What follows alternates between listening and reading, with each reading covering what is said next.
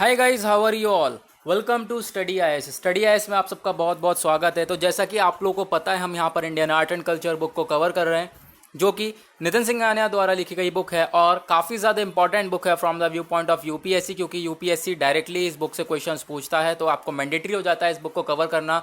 इसीलिए मैं दीपक यादव आपके लिए पूरी सीरीज़ लेकर आया हूँ इस बुक की, जिसमें मैंने बहुत ज़्यादा डीपली इस बुक को कवर करा है। तो आप यहाँ पर इस पूरी सीरीज़ को देख कर उसके नोट्स बना सकते हो।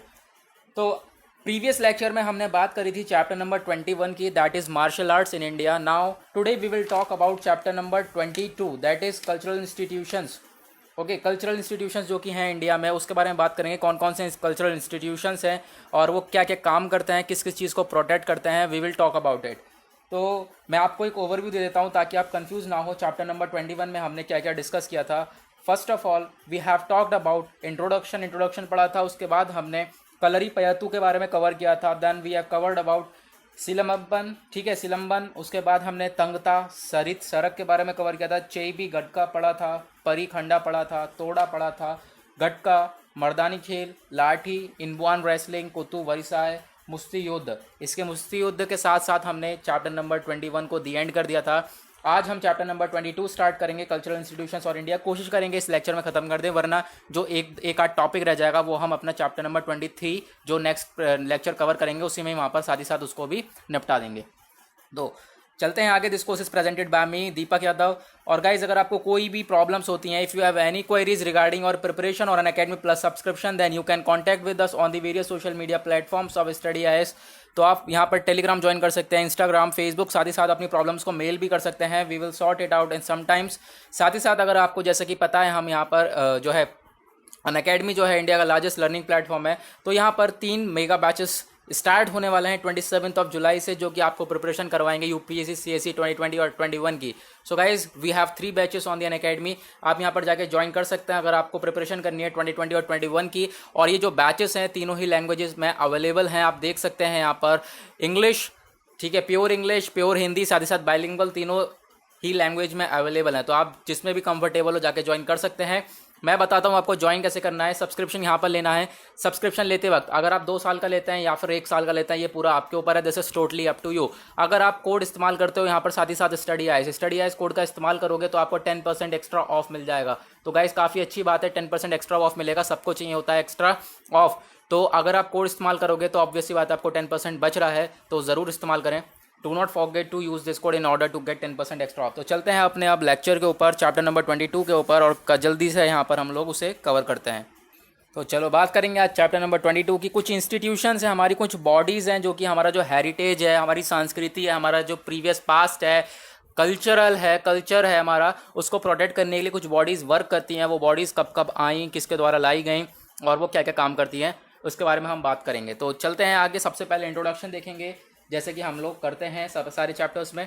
इंट्रोडक्शन देखें। जो कॉन्स्टिट्यूशन ऑफ इंडिया है, संविधान है भारत का, यहाँ पर इसने अधिकार यहाँ पे प्रदान किया है किसको, गवर्नमेंट ऑफ इंडिया को, ताकि उनके पास रिस्पॉन्सिबिलिटी है, जिम्मेदारी सौंपी है क्या, कि वो प्रिजर्व कर सकें, कंजर्व कर सकें, प्रोपोगेट कर सकें इंडियन कल्चर को। जो इंडियन की संस्कृति है हमारी पहले की, उन सबको प्रोटेक्ट करके आगे तक चला जाए, ताकि हमारे जो कल्चर है, प्रीवियस कल्चर, उसको मेंटेन करते हुए हम आगे तक चल सकें। और कुछ देखोगे आप यहाँ पे, ये ज़्यादा ज़रूरत है हम लोगों को, जो हमारे इंडियन कल्चर है वो काफ़ी ज़्यादा हमें डिमिनिश होता हुआ दिखाई दे रहा है, तो उसको हमें रिवाइव करना है, जीवित करना है, उसे वापस जीवित करना है। तो उसके लिए हमारी ये बॉडीज़ वर्क करेंगी और इंश्योर करना है कि जो हमारी जनरेशन, आने वाली जनरेशन है, वो अच्छी तरीके से जो हमारा कल्चर है उसको अंडरस्टैंड कर सके। हमारा जो प्रीवियस पास्ट है, हमारे पूर्वज किस तरीके से रहते हुए आए, उन चीज़ों को अच्छी तरीके से वो समझ सके। उसके बाद यहाँ पे कुछ सेवरल इंस्टीट्यूशंस हैं इंडिया में जो कि अभी भी एग्जिस्ट हैं, जो कि डिपेंड करते हैं क्या किस चीज़ के ऊपर ध्यान देते हैं, प्रिजर्वेशन ऑफ आवर हेरिटेज। जो हमारा हेरिटेज है उसको प्रिजर्व करने के लिए, उसको प्रोटेक्ट करने के लिए आज भी यहाँ पर हमारी कुछ बॉडीज़ हैं जो कि वर्क कर रही हैं और उन चीज़ों को प्रोटेक्ट कर रही हैं, ठीक है। तो अब हेरिटेज क्या होता है, हेरिटेज के बारे में मैं भी आपको बताता हूँ। चलो पहले इंग्लिश में बताता हूँ फिर हिंदी में। तो चलो पहले इंग्लिश में देखते हैं। तो सुनो फिर definition. The tradition, qualities and culture of a country that have existed for a long time and that have great importance for the country, that is called heritage। यानी कि जो हमारा ट्रेडिशन है, संस्कृति है, जो हमारा कल्चर चलता वाला है वो काफ़ी टाइम पहले से, उसको हम अपना हेरिटेज कहते हैं। इसी को ही प्रोटेक्ट करने के लिए हमारी ये सारी इंस्टीट्यूशंस वर्क करती हैं। तो कुछ इंस्टीट्यूशंस हैं जिनके बारे में बात करने वाले हैं। सबसे पहले आती है हमारी archaeological survey of India, very very important, ASI। इसके बारे में काफ़ी ज़्यादा द हिंदू में भी आता है। अगर आप द हिंदू डेली देखते हैं तो द हिंदू में भी काफ़ी ज़्यादा कवर होता है ASI। तो वो है कौन सी बॉडी जो हमारी रिसर्च वगैरह करती है, चीज़ों को ढूंढती है। We will talk about it today.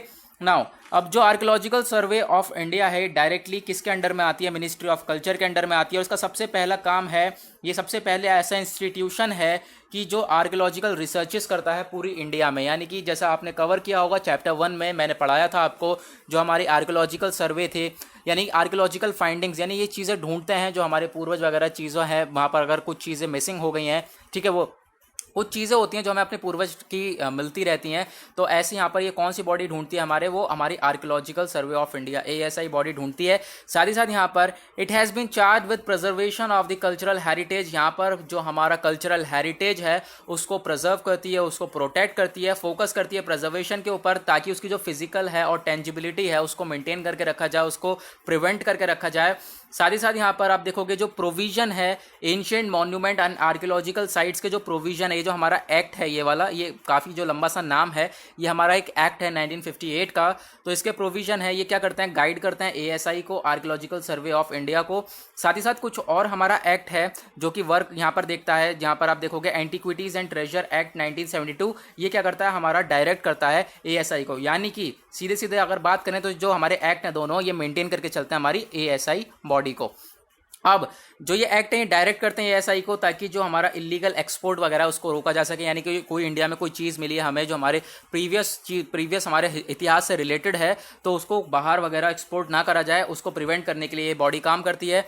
साथ ही साथ ये एम्प्लॉय करती है, एम्प्लॉयमेंट जनरेट करती है। काफ़ी सारे आर्कियोलॉजिस्ट होते हैं, आर्किटेक्ट्स होते हैं, कंजर्वेटर्स होते हैं, एपिग्राफिस्ट होते हैं। अब गाइज यहाँ पर एक क्वेश्चन उठता है, हु आर एपिग्राफिस्ट? अब एपिग्राफिस्ट कौन होता है? जल्दी से आप अगर आपको पता होगा तो आप बता सकते हैं नीचे कमेंट सेक्शन में, वरना मैं बताता हूँ। एपिग्राफिस्ट होते हैं पूरा लेख शास्त्री, ठीक है, जैसे हम कहते हैं। तो ये सारे वर्क करते हैं इस बॉडी के अंदर में। जो ASI होती है कुछ सेवरल डिप्लोमाज डिग्री वगैरह देती है इस आर्कियोलॉजिकल की पढ़ाई करने के लिए। तो यहाँ पर जो आर्कियोलॉजी पढ़ाई होती है institute of archaeology new Delhi में, इसकी अगर आप पढ़ाई करते हो तो आपको कोई डिप्लोमा डिग्री भी प्रोवाइड करी जाती है। नाउ नेक्स्ट इंस्टीट्यूशन की बात करते हैं, वो है हमारा craft council of India, CCRT। मैं अब आपको फुल फॉर्म पता चल गया, मैं बार बार रिपीट नहीं करूंगा। CCRT को ध्यान रखना, ये हमारा क्राफ्ट काउंसिल ऑफ इंडिया ही है ओनली, ठीक है। अब यहाँ पर ये हमारा एक नॉन प्रॉफिट ऑर्गेनाइजेशन है जो कि प्रमोट करता है एक्टिविटीज़ को, ताकि हम लोग जो एक्टिविटीज़ इस तरीके से बढ़ाता है जो प्रिजर्व कर सके जो हमारे हैंडीक्राफ्ट इंडस्ट्री, जो हाथ से चीज़ें बनाई जाती थी, उन जो सामान है उनको अच्छी तरीके से बचाया जा सके, उनको अच्छी तरीके से प्रोटेक्ट करा जा सके। साथ ही साथ जो कमल देवी चट्टोपाध्याय हैं, ये चाहती थी कि यहाँ पर क्राफ्ट पर्सन्स जो हैं हमारे, जो क्राफ्ट वगैरह अपने हाथ से चीज़ों को बनाते हैं, उनकी हेल्प करी जाए। और साथ ही साथ जो उनका वर्क वगैरह है, जो अपनी इतनी मेहनत से वो कुछ काम करके दिखा रहे हैं, उसको एक अच्छी तरीके से एक आप कह सकते हो रिकॉग्निशन प्राप्त करा जाए। एक रिकॉग्निशन यानी उनके एक पहचान मिले कि हाँ वो कुछ इस तरीके से कुछ सबसे अलग काम कर रहे हैं। और ये इस्टेब्लिश करी गई थी CCI कहाँ पर सॉरी कह रहा हूँ, कब एस्टेब्लिश करी गई थी? 1976 में। ऑल्दो यहाँ पे इसका जो हेडक्वार्टर है वो चेन्नई में लोकेटेड है। और यहाँ पर आप देखोगे they have over 10 state councils, जो हैं इसके पास 10 स्टेट काउंसिल्स हैं जो कि एफिलिएट करते हैं पेरेंट ऑर्गेनाइजेशन से। साथ ही साथ यहाँ पर आप देखोगे दे अचीव्ड अ ग्लोबल प्लेटफॉर्म, यानी कि अब ये पूरा का पूरा अपने ग्लोबली एक पैर पसार चुके हैं एकदम। ये जो बॉडी हमारी एकदम ग्लोबली वर्क करती है और एफिलिएट करी जाती है वर्ल्ड क्राफ्ट काउंसिल से, ठीक है। WCC भी है एक, जो कि पूरे ग्लोबली यहाँ पर चीज़ों को देखती है। साथ ही साथ जो मेन ऑब्जेक्टिव है इस बॉडी के वो कौन कौन से हैं? सबसे पहला ऑब्जेक्टिव है कि जो इंटरेस्ट है क्राफ्ट लोगों का, जो क्राफ्ट पर्सनल है, जो क्राफ्ट बनाते हैं, हाथ से चीज़ों को बनाते हैं, उनका सबसे पहले जो इंटरेस्ट है, यानी कि उनका जो काम है, उनका जो ये जो आप देख सकते हो उनकी जो चल रहा है, उनका ये वर्क है, उसको अच्छी तरीके से प्रोटेक्ट करा जा सके।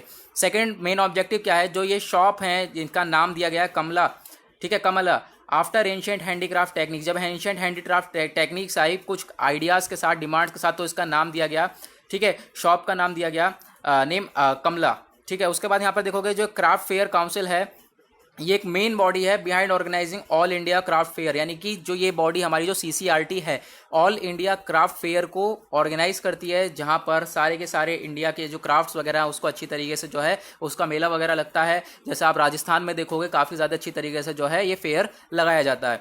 अब जो ये रिस्पॉन्सिबिलिटी है इसकी, ये इंश्योर करना है जो भी हमारे एक यूनिक आर्टिस्टिक ट्रेडिशंस हैं अलग अलग पार्ट्स के, यहाँ पे जो इंडिया के अलग अलग पार्ट्स हैं वहाँ से बिलोंग करते हैं, उनको रिप्रेजेंट करा जाए कि हाँ वही वो कुछ अलग काम कर रहे हैं और पूरे ग्लोबली उनको रिकग्निशन प्राप्त करा जाए, इसलिए हमारी वो बॉडी काम करती है। नेक्स्ट इंस्टीट्यूशन आता है हमारा Indira Gandhi national centre for the arts. अब ये भी इंपॉर्टेंट है क्योंकि ये भी काफ़ी ज़्यादा न्यूज़ में रहती है, द हिंदू में आप देखते होंगे IGNCA काफ़ी ज़्यादा कवर होता है। अब इसकी यहाँ पर IGNCA है, इसको मैं बार बार रिपीट नहीं करूँगा तो ध्यान रखना इसके बारे में, ये हमारा एक ही है और ये नेम यहाँ पर है। उसके बाद जो late prime minister Rajiv Gandhi थे, इनकी यहाँ पर in memory of his mother, अपनी मम्मा की मेमोरी में, ठीक है, अपने मदर की मेमोरी में, कौन सी श्रीमती इंदिरा गांधी, इन्होंने लॉन्च करा यहाँ पर ये सेंटर IGNCA, ठीक है, 1985 में। अब फंक्शन क्या है IGNCA का, गवर्न कर रहा Indira Gandhi centre for the art trust, यानी कि जो IGNCA है उसको गवर्न करा जाता था किसके द्वारा, Indira Gandhi centre for the arts trust के द्वारा, जो कि कॉन्स्टिट्यूट करा गया था यानी रजिस्टर करा गया था 24 मार्च 1987 में न्यू दिल्ली में। अब ये IGNCA एक ऑटोनॉमस इंस्टीट्यूशन है, ठीक है, एक स्वतंत्र हमारी इंस्टीट्यूशन है जो कि यहाँ पर चीज़ों को देखती है, रिसर्च करती है, साथ ही साथ कंजर्वेशन के ऊपर काम करती है, डिस्प्ले के ऊपर काम करती है, जो भी आर्ट्स हैं उनको अच्छी तरीके से चीज़ों के बारे में बताती है, पूरे यहाँ पर हमारे जो इंडिया है पूरे कंट्री में इन चीज़ों के बारे में अवेयरनेस फैलाती है। ऑल्दो ये कंसंट्रेट करती है विजुअल और परफॉर्मिंग आर्ट्स में, साथ ही साथ ये प्रमोट करती है कि जो क्रिएटिव लिटरेचर है उस चीज़ को प्रमोट करने में भी इसका काफ़ी ज़्यादा हाथ है। अब IGNCA देखेंगे, इसके 6 फंक्शनल यूनिट्स हैं, उसके बारे में बात करेंगे। 6 फंक्शनल यूनिट्स यहाँ पे गायब हैं तो खुले मैदान में बात करेंगे। जल्दी से जल्दी अब उठाओ पेन और लिखना चालू करो, मैं यहाँ पे यूनिट्स बताऊंगा और वो कौन कौन से 6 यूनिट है उसके बारे में बात करेंगे, और यहाँ पर मैं इसके फंक्शंस बताऊंगा, तो इसको आप, मैं ओरली बता रहा हूँ तो आप इसको लिख सकते हैं, ठीक है, क्योंकि मैं आपको जानबूझ के कुछ चीज़ें मिस करता हूँ ताकि आप पेन चलाओ। पेन चलाना काफ़ी ज़्यादा ज़रूरी है, अगर आप दिन में कुछ भी नहीं लिखते हो तो समझना आधा माइंड वर्क नहीं करता। माइंड को, हमारा माइंड क्या करता है, काफ़ी ज़्यादा आसान काम मांगता है, काफ़ी ज़्यादा चाहता है कि हमें यार कंफर्टेबल में रहें, हम कुछ ना लिखें, पेन ना उठाएं, ठीक है। पेन उठाना ज़रूरी है और ज़रूर है लिखना, क्योंकि जितनी चीज़ें आप लिख के पढ़ते हो ना वो काफ़ी समय तक याद रहती है एज़ कम्पेयर टू अगर आप ऐसे ही पढ़ते हो। तो मैं आपको बताता हूँ पहले जो यूनिट्स हैं। सबसे पहली हमारी कला निधि यूनिट्स, उसका फंक्शन क्या है, मल्टी फॉर्म लाइब्रेरी। उसके बाद दूसरी हमारी कला कोसा यूनिट, इसका काम है devoted mainly to the study को डिवोट करना, साथ ही साथ पब्लिकेशन ऑफ फंडामेंटल टेक्स्ट। उसके बाद आती है हमारी जनपद संपदा, ये इंगेजमेंट है इसका, लाइफ स्टाइल स्टडीज़ में इसका फंक्शन है।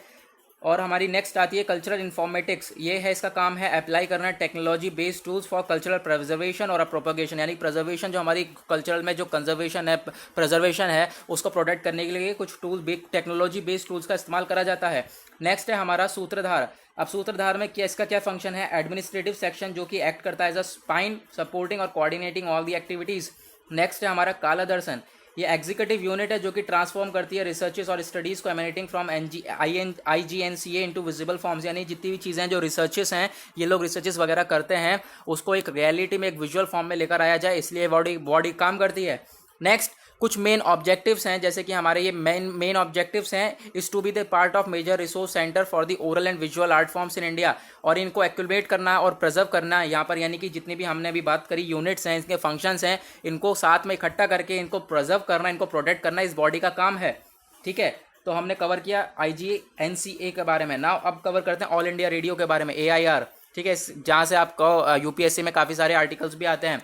तो ऑल इंडिया रेडियो के बाद में बात करें तो यहाँ पर एक premier public service radio broadcaster है इंडिया का।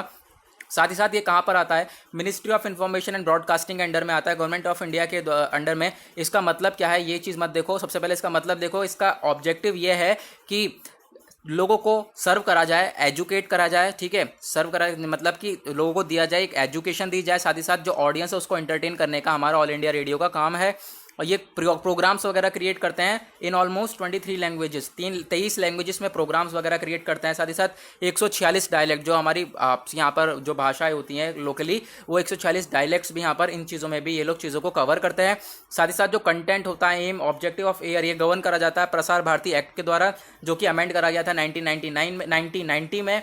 और अकॉर्डिंग टू दी एक्ट जो इसके ऑब्जेक्टिव्स हैं, AIR के ऑब्जेक्टिव्स क्या हैं इस एक्ट के अकॉर्डिंग, उसके बारे में बात करें तो सबसे पहला ऑब्जेक्टिव है प्रोग्राम्स को क्रिएट करना ताकि जो हमारे नेशनल इंटीग्रेशन है, साथ ही साथ जो वैल्यूज एनरिच्ड हो रही है इंडियन कॉन्स्टिट्यूशन की, उसको प्रमोट करा जाए। साथ ही साथ एक अटेंशन देना है, काफ़ी ज़्यादा अच्छी तरीके से अटेंशन देना है एजुकेशन को फैलाने में, साथ ही साथ पढ़ाई लिखाई को फैलाने में, एनवायरमेंट के बारे में अवेयरनेस फैलाना, हेल्थ फैमिली वेलफेयर के बारे में, एग्रीकल्चर के बारे में अवेयरनेस फैलाना, इन सब चीज़ों के बातों को फैलाना इसका काम है। साथ ही साथ इशू जो विमेन के रिलेटेड इश्यूज होते हैं, विमेन से काफ़ी ज़्यादा रिलेटेड इश्यूज वगैरह होते हैं, उनको लेकर आना, उनको सामने रखना। साथ ही साथ चिल्ड्रन से रिलेटेड इश्यूज हो गए और डिसेबल अपाहिज लोगों से रिलेटेड इश्यूज हो गए, इन सारी चीज़ों को हमारी ऑल इंडिया रेडियो बताती है। नाउ एक यहाँ पर प्रयास है इसका किया जो रिसर्च वगैरह प्रमोट करना, साथ ही साथ जो ब्रॉडकास्टिंग फैसिलिटीज़ वगैरह है उनको एक्सपेंड करना। अब यहाँ पर एक चीज़ के ऊपर और फोकस करती है, वो क्या चीज़ है, शोकेसिंग करना जो डाइवर्सिटी है इंडियन कल्चर में, जो यहाँ पर डाइवर्स है, काफ़ी ज़्यादा डाइवर्सिटी देखी जाती है, youth affairs like sports and other games, तो उन चीज़ों को यहाँ पर ये हमारी बॉडी बताती है। नाउ नेक्स्ट इंस्टीट्यूशन क्या है हमारा, Nehru memorial museum and library, NMML। ठीक है, काफ़ी बार NMML आएगा तो इसको मैं NMML ही बोलूँगा, आप इसको ध्यान रखना। ठीक है, अब ये जो हमारा यह NMML बॉडी है, ये बिल्ड करी गई थी 1929 से लेके 1930 के बीच में, और यहाँ पर ये पार्ट थी ल्यूटेंस डिज़ाइन की। ठीक है, उसके बाद ये जो यहाँ पर इनकी जो बिल्डिंग थी, ये 3 मूर्ति हाउस कहलाती थी ल्यूटेंस की, साथ ही साथ एक ऑफिशियल रेजिडेंस थे और लास्ट ब्रिटिश कमांडर थे। ठीक है, जो लास्ट ब्रिटिश कमांडर थे, याद रखें, ल्यूटेन। उसके बाद जो म्यूज़ियम है, ये जो म्यूज़ियम की बात हो रही है, एस्टेब्लिश करा गया था ताकि जो चीज़ें हैं उसको एक्सप्रेस करा जाए। कौन सी चीज़ों को, जो हमारे जवाहरलाल नेहरू जी हैं, पंडित नेहरू की जो लाइफ थी, उनका जो फ्रीडम के दौरान स्ट्रगल करा हुआ था उन्होंने, काफ़ी ज़्यादा उनसे रिलेटेड चीज़ों को बताया जाए इस म्यूज़ियम के थ्रू। साथ ही साथ इसके कुछ ऑब्जेक्टिव्स हैं, उसके ऑब्जेक्टिव्स के बारे में बात करें तो पहला ऑब्जेक्टिव आता है कि जितनी भी हमारा हिस्टोरिकल मटेरियल्स है, पर्सनल पेपर हो गए, उनकी लाइफ से रिलेटेड चीज़ें हो गई, उन सबको कलेक्ट करके इस म्यूज़ियम में दिखाया जाता था, इस म्यूज़ियम में रखा गया है। साथ ही साथ यहाँ पे they should also collect the papers pertaining to his family, close associates and friends, यानी कि उन्हें और भी पेपर्स कलेक्ट करने चाहिए, जैसे कि उनके फैमिलीज वगैरह से, नेबर्स वगैरह से रिलेटेड। नाउ नेक्स्ट अगर मैं ऑब्जेक्टिव देखें तो जितने भी एडमिनिस्ट्रेटिव डॉक्यूमेंट्स हैं उनकी ऑफिशियल से रिलेटेड, यानी नेहरू का एडमिनिस्ट्रेशन जब चल रहा था तो जितने भी डॉक्यूमेंट्स वगैरह हैं उन चीज़ों से रिलेटेड यहाँ पे काम करती है बॉडी। उसके बाद यहाँ पर देखोगे इन्होंने यहाँ पर एस्टेब्लिश करना है एक लाइब्रेरी, ताकि जो बुक्स वगैरह, pamphlets, periodicals, microfilms, newspapers, administrative papers, जो कि हिस्ट्री ऑफ मॉडर्न इंडिया थी। ठीक है, मॉडर्न इंडिया यानी कि नेहरू की जब लाइफ चल रही थी उनसे रिलेटेड चीज़ों को काम करने के लिए यहाँ पर ये म्यूजियम बनाया गया।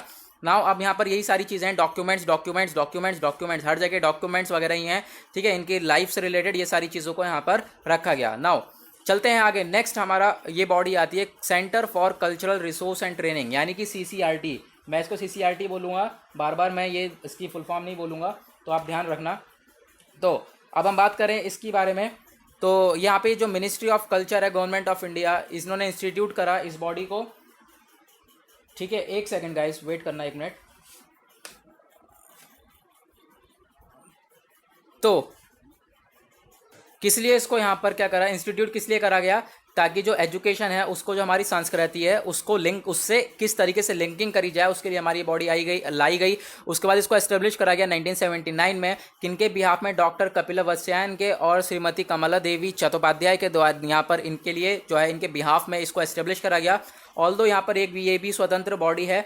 CCRT के पास यहाँ पे जो है बीन मैंडेटेड बाय गवर्नमेंट, ताकि यहाँ पर जो है मैंडेट करी जाती है गवर्नमेंट के द्वारा, ताकि जो इसका फाउंडेशन है, इसका बेस है, उसको स्ट्रॉन्ग करा जाए, और जो एजुकेशन, कल्चरल बेस, यहाँ पे ये सारी चीज़ों के ऊपर अच्छी तरीके से काम करा जाए। अब CCRT का यहाँ पे हेडक्वार्टर देखें, न्यू दिल्ली में है, और इसके 3 रीजनल सेंटर्स हैं, उदयपुर वेस्ट में, साथ ही साथ यहाँ पर साउथ में हैदराबाद में, और नॉर्थ ईस्ट में गुवाहाटी में। ठीक है, ताकि ये जो फैसिलिटेट कर सकें और अपनी जो इंडियन आर्ट एंड कल्चर के दौरान चीज़ें हैं उनको अच्छी तरीके से फैला सकें। अब CCRT का यहाँ पे एक हॉलिस्टिक अप्रोच है एजुकेशन के टुवर्ड्स, एजुकेशन की तरफ, साथ ही साथ ये फोकस करता है एक इमोशनल, स्पिरिचुअल और कॉग्निटिव डेवलपमेंट ऑफ चिल्ड्रन, यानी कि सारा कुल मिलाकर देखो तो चिल्ड्रन के डेवलपमेंट के लिए बॉडी काम करती है। साथ ही साथ यहाँ पर ये क्या करना चाहता है, they want to do this through reframing education, यानी जो एजुकेशन है उसको रिफ्रेम करके, यहाँ पे शिक्षा को रिफ्रेम करके ये चीज़ों को करना चाहते हैं। साथ ही साथ यहाँ पे जो CCRT है सिर्फ और सिर्फ स्टूडेंट्स के ऊपर फोकस नहीं करती, साथ ही साथ अवेयरनेस फैलाती है टीचर्स में, प्रिंसिपल्स में, नॉन टीचिंग एडमिनिस्ट्रेटिव एक्टर्स, इन सब चीज़ों में यहाँ पर इस चीज़ के जो हमारे कल्चर है, लैंग्वेजेस है इंडिया में, इन चीज़ों के बारे में अवेयरनेस फैलाती है। नेक्स्ट जो हमारी बॉडी आती है NCA। ठीक है, national archives of India. Archives क्या होती है, लेखागार। ठीक है, लेखागार से संबंधित चीज़ें। अब इसके बारे में बात करें तो एक one of the oldest institution है, याद रखना, जो हमारा नेशनल आर्चीव्स ऑफ इंडिया है, हमारी one of the oldest institution है। और साथ ही साथ बात करोगे क्रिएट करी गई थी ब्रिटिश के द्वारा, ठीक है, ताकि जो उनका एडमिनिस्ट्रेटिव रिकॉर्ड्स है, ठीक है, एडमिनिस्ट्रेटिव रिकॉर्ड्स को अच्छी तरीके से रखा जाए और साथ ही साथ जो इंडियन स्टेट से संबंधित एडमिनिस्ट्रेटिव रिकॉर्ड्स था उसको प्रोटेक्ट करके रखा जाए, इसलिए बॉडी को लाया गया। साथ ही साथ इनका जो आइडिया था इसको एस्टेब्लिश करने का, यहाँ पर ये विशेषता बताता है ब्रिटिश सिविल ऑडिटर की। साथ ही साथ यहाँ पे जो कि एक ग्रैंड सेंट्रल आर्चिव यहाँ पर चाहते थे बनना, ताकि प्रोटेक्ट कर सकें वैल्यूएबल रिकॉर्ड्स, ये बनाना चाहते थे ताकि जो प्रोटेक्ट कर सकें 1860 के यहाँ पर जो रिकॉर्ड्स है उनको अच्छी तरीके से प्रोटेक्ट कर सकें। यानी कुल मिला के जो बॉडी हमारी जितने भी रिकॉर्ड्स वगैरह हो गए, हमारी जो लिखित चीज़ें हो गई, उनको प्रोटेक्ट करने के लिए काम करती थी।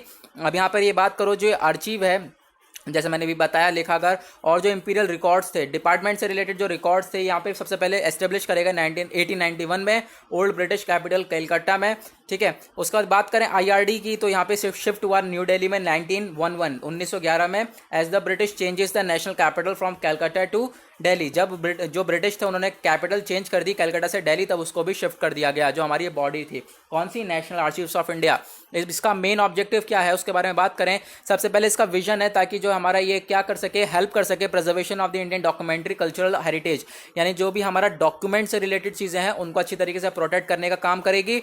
नाउ इसका मिशन क्या है, जो हमारे लार्ज अमाउंट ऑफ डॉक्यूमेंट्स हैं उनको अच्छी तरीके से कलेक्ट कर उसको मैनेज करा जाए साइंटिफिकली।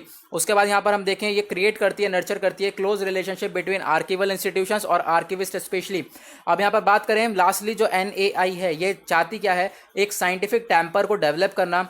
आर्किविस्ट जो कि लेखागार हुआ करते थे, जो कि यहाँ पर डॉक्यूमेंट्स वगैरह देखते थे, साथ ही साथ कस्टोडियंस, तो इनके बीच में जो एक रिलेशन यहाँ पर बना के यहाँ पर आप देखोगे ये चाहती थी एक डेवलप करना, एक साइंटिफिक टेम्पर को इनके बीच में डेवलप करना चाहती थी। इस बॉडी का काम था एक मिजाज बन जाए इनके बीच में। साथ ही साथ हमारा अब आता है next body, Indian council of cultural relations, यानी कि ICCR। तो इसके बारे में बात करेंगे, तो चलो फिर इसके बारे में देखते हैं। ये हमारी जो ये आती है मिनिस्ट्री ऑफ कल्चर के अंडर में।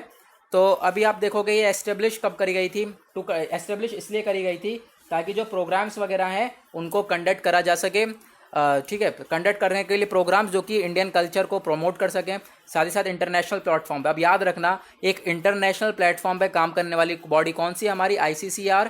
उसके बाद यहाँ पे जो मौलाना अब्दुल कलाम आज़ाद थे, साथ ही साथ हु फर्मली जो बिलीव करते थे कल्चरल एक्सचेंजेस को प्रमोट करने में और अदर कंट्रीज़, यानी कि जो हमारा कल्चर था उसको और ज़्यादा बढ़ाया जाए एक इंटरनेशनली लेवल के ऊपर। और ये इस्टेब्लिश करी गई 1950 में। ये फोकस करती है किस चीज़ के ऊपर, फॉर्मुलेशन के ऊपर, साथ ही साथ implementation of programmes and policies, जो भी हमारी प्रोग्राम्स हैं, पॉलिसीज़ हैं, उनको किस तरीके से इम्प्लीमेंट करा जाए, उनको किस तरीके से फॉर्मेट करा जाए। दैट्स वाई यहाँ पे ये बॉडी काम करती थी। साथ ही साथ यहाँ पर आगे चलते हैं, आगे इसका बॉडी का काम क्या है, जो ग्लोबलाइजेशन एक रिकॉग्निशन मिल जाए इंडिया के कल्चर को। ICCR यहाँ पे फंड करती थी काफ़ी सारे programmes relating to visual and performing arts that are internationally in their appeal, ठीक है, फंड करना काफ़ी सारे प्रोग्राम्स वगैरह उनको। अब यहाँ पर आप देखोगे इन्होंने काफ़ी सारे ग्रांट प्रमोट करी है, सपोर्ट दिया है प्रोग्राम्स को, जैसे कि हमारा जस्ट फेस्टिवल हो गया न्यू दिल्ली का, साथ ही साथ नॉर्थ ईस्ट म्यूजिक फेस्टिवल हो गया गुवाहाटी का, इन सबको क्या करा है, प्रमोट करने के लिए, सपोर्ट करने के लिए काफ़ी सारा फंड वगैरह दिया है।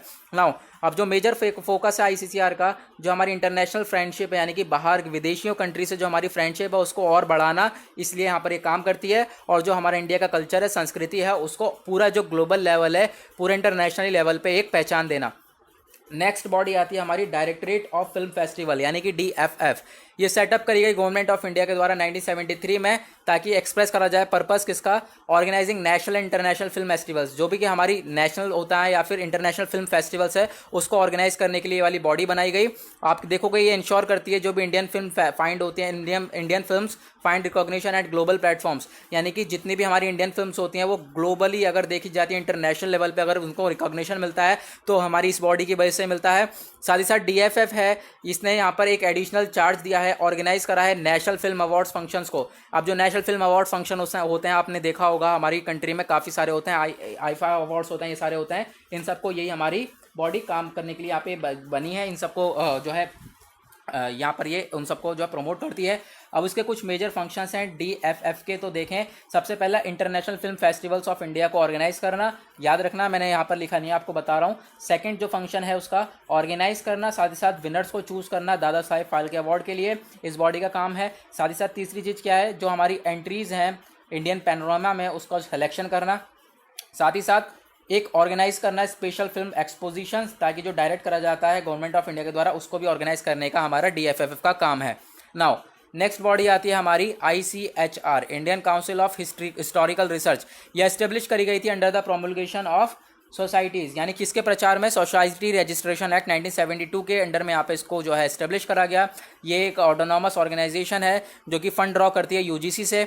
साथ ही साथ यहाँ पे क्रिएट करी गई ताकि जो क्या इसका पर्पस क्या था, तो एक्सप्रेस करने को, जो प्रमोट कर सकें जो हिस्ट्री ऑफ इंडिया यानी कि जो इंडिया का इतिहास है उसको किस तरीके से हम प्रोटेक्ट कर सकें, इसलिए इसको बॉडी को लाया गया। साथ ही साथ एक प्लेटफॉर्म था हिस्टोरियंस के लिए, ताकि जो साथ में आएँ और अपने जो नए नए आइडियाज़ हैं उसको डिस्कस करें। मेन ऑब्जेक्टिव्स क्या है इस ICHR को एस्टेब्लिश करने का? सबसे पहले यहाँ पर ये इसे एक प्लेटफॉर्म देना चाहिए, ठीक है, प्लेटफॉर्म देना चाहिए हिस्टोरियंस को, ताकि वो कुछ लिख सकें, ऑब्जेक्ट साइंटिफिक हिस्टोरी लिख सकें, ताकि जो एक अनबाइड और रेशनल इंटरप्रिटेशन ऑफ हिस्ट्री है वो क्रिएट हो सके। साथ ही साथ यहाँ पे प्रमोट करते हैं स्टडीज़ को कुछ एरियाज़ में जो कि नेग्लेक्टेड हैं, यानी कि जहाँ पर कुछ एरियाज़ ऐसे हैं, गांव वगैरह मान लो, जहाँ पर स्टडीज़ वगैरह जो शिक्षा वगैरह वहाँ पर नहीं है, तो वहाँ पे शिक्षा को प्रमोट करना, वहाँ पे शिक्षा को प्रदान करना, इसलिए यहाँ पे बॉडी काम करती है। साथ ही साथ इंश्योर करना कि कोई भी रीजनल डिस्पेरिटी ना हो, कोई भी भेदभाव ना हो, उस चीज़ को देखना। साथ ही साथ यहाँ पर ये और क्या काम करती है? फंड को प्रोवाइड करती है, सपोर्ट देती है, और यहाँ पे एक रिकॉग्निशन, एक पहचान देती है हिस्टोरिकल रिसर्च के लिए, और कंसर्न एरियाज़ में जहाँ भी किसी भी एरियाज़ में कोई चीज़ मिली है, कोई रिसर्च मिला है, तो उन चीज़ों को सपोर्ट करने के लिए बॉडी पूरा काम करती है।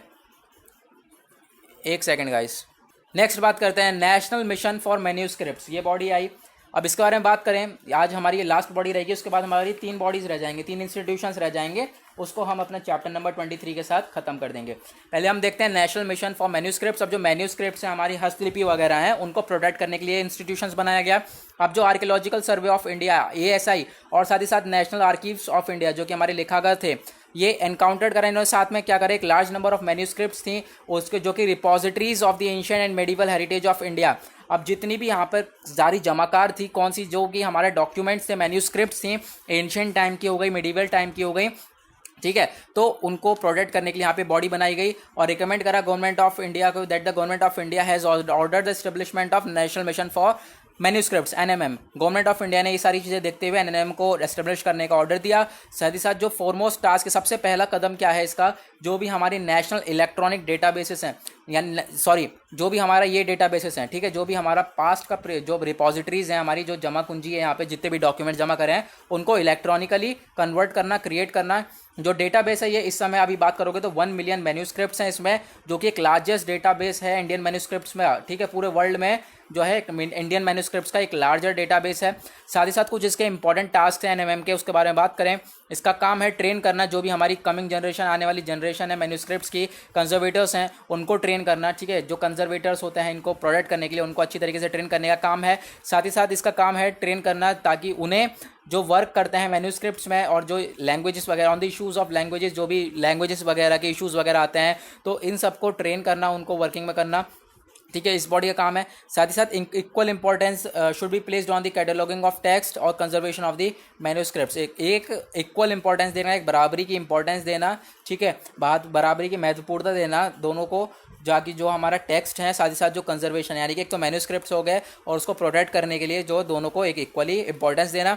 साथ ही साथ ये जो फंड दिया जाता है गवर्नमेंट ऑफ इंडिया के द्वारा, इस बॉडी को फंड दिया जाता है, और जैसा कि आप लोगों को पता है कोई भी बॉडी बिना फंड के कैसे रन करेगी, तो गवर्नमेंट ऑफ इंडिया से फंड देती है ताकि जो बेस्ट टेक्निक्स हैं उनको प्रोक्योर करा जाए, यानी कि उपलब्ध करा जाए, और साथ ही साथ जितनी भी चीज़ें हैं उनको डिजिटाइज करा जाए, डिजिटलाइज यानी कि जो है इलेक्ट्रॉनिकली जो है उसको डिपेंड करा जाए, ठीक है। और यहाँ पर आप देखोगे ये चाहते हैं, दे वांट, जो रीडर्स हैं, स्कॉलर्स हैं, लिंग्विस्टिक्स हैं, हिस्टोरियंस हैं, ये इंगेज करें मैन्यूस्क्रिप्ट्स के थ्रू लेक्चर्स वगैरह हों, सेमिनार्स हों, पब्लिकेशंस, क्रिटिकल एडिशंस हों, तो मैन्यूस्क्रिप्ट्स के, तो यहाँ पर ज़्यादा अच्छा रहेगा और चीज़ें लोगों को पता चलेंगी, तो इसके लिए यहाँ पर ये बॉडी काम करती है। अब आज का हम लेक्चर को यहाँ पर करते हैं दी एंड, और जो नेक्स्ट लेक्चर होगा उसमें हम जो पढ़ेंगे चैप्टर नंबर 23 जो कि हमारा कॉइन्स है, ठीक है, कॉइन्स के बारे में है, और वो कॉइन्स कौन से हैं, हमारे कॉइन्स एंशिएंट और मिडीवल इंडिया के हैं।